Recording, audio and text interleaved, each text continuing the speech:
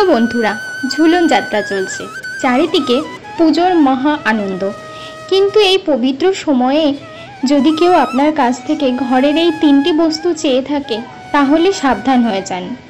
আপনি যদি অজান্তেই তা দিয়ে থাকেন, তবেও আপনার জীবনে নেমে আসতে পারে ভয়ঙ্কর মহাবিপদ, এমনকি সর্বনাশ পর্যন্ত হতে পারে আপনার। কি সেই 3টি বস্তু? কেন এইগুলি ঝুলন যাত্রায় কাউকে দেওয়া উচিত নয়? আসুন আজকে এই ভিডিওতে জেনে নিই। এক গভীর শাস্ত্রের বিষয় বাস্তব অভিজ্ঞতার ভিত্তিতে তুলে ধরলাম আপনাদের সামনে। প্রথম জিনিস, ঘরের তুলসী গাছ বা পাতা।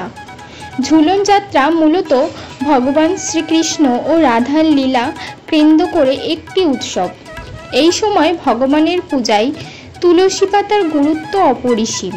তুলসী শুধু একটা গাছ নয়, হিন্দু ধর্মে তাকে মা বলে গণ্য করা হয়। যদি কেউ এই সময় আপনার ঘরের তুলসী গাছ কিংবা তুলসী পাতা চায় এবং আপনি যদি সেটা দিয়ে দেন, তবে আপনার ঘরে পবিত্র শক্তি অন্যের ঘরে চলে যায়।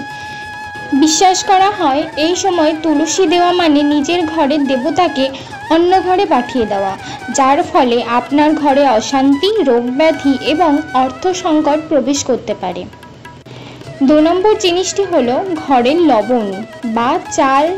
ঝুলনের সময় বলা হয় মঙ্গলের সময়, ঠিক যেটা ভালো ও খারাপ ভাগ্য নির্ধারণ করে। এমন সময় যদি কেউ আপনার ঘরের লবণ বা চাল চায়, তখন সেটা একদমই দেওয়া উচিত নয়। কেন? লবণ ও চাল হলো ঘরের মূল অন্নশুদ্ধির প্রতীক। এই দুটি উপাদান যেহেতু দৈনন্দিন জীবনের সঙ্গে জড়িয়ে, তাই এগুলি দেওয়া মানে নিজের সংসারের মঙ্গল, শাস্ত্র এবং ভরণ পোষণের শক্তি অন্যের হাতে তুলে দেওয়া। শাস্ত্র ও পুরাণ অনুসারে ঝুলনের সময় অন্নদ্রব্য দেওয়া ঘর থেকে লক্ষ্মী বিদায় নেওয়ার সমান। ফলাফল হতে পারে দৈনন্দিন বিবাদ এবং দান দেনা, রোগ, দীর্ঘ সময়ের জন্য সংসারের জীবনে অশান্তি। 3 নম্বর জিনিসটি হলো ধূপ বা ঘি।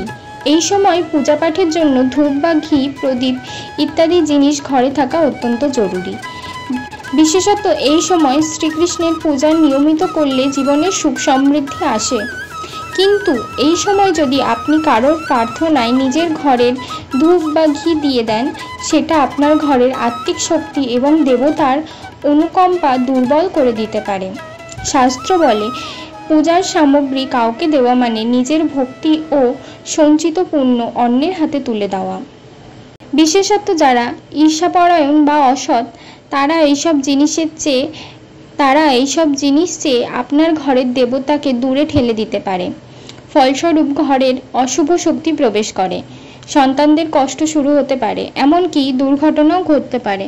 তাহলে প্রিয় বন্ধুরা, ঝুলন যাত্রা কেবল উৎসব না, এটি এমন একটি সময় যখন প্রতিটি ভালো কিংবা খারাপ কাজ জীবনের দ্বিগুণভাবে প্রভাব ফেলে। তাই এই সময় যদি কেউ আসে আপনার ঘরের এই জিনিসগুলি চাইতে, ভুলেও দেবেন না। তার কাছে হাত জোর করে মাফ চেয়ে নিন, কিন্তু জিনিসগুলি কোনোভাবেই তাকে দেবেন না। এতে ঘরে আপনার মহা অমঙ্গল আসতে পারে।